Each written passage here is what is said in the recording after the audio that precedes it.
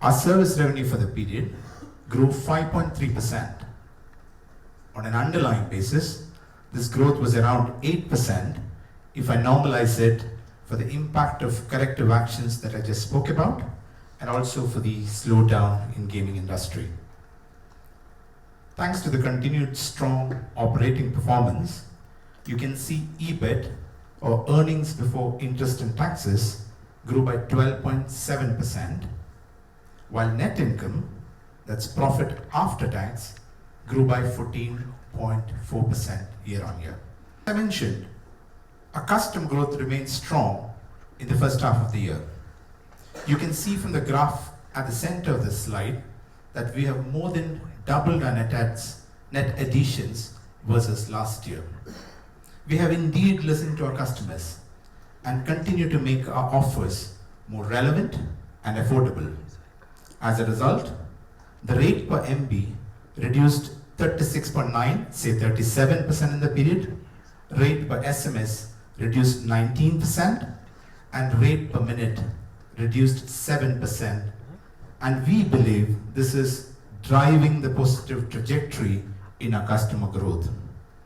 As Michael mentioned earlier, we are excited about the future as we simplify our product offerings and customer service journey and look forward to indeed welcome a lot more customers into the Safaricom family.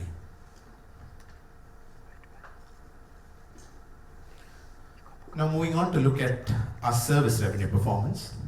From the pie charts on the left side of the slide, you can see M-PESA now accounts for 33.8% of our service revenue. This is an increase of 7 percentage points from just over 3 years ago, and indeed proves how different and diversified a business model is ours compared to a traditional telco. Moving on to the waterfall slide on the right, you can see the revenue growth for the year was driven pretty much by M-PESA, which grew by 6.5 billion shillings or 18.2% year on year.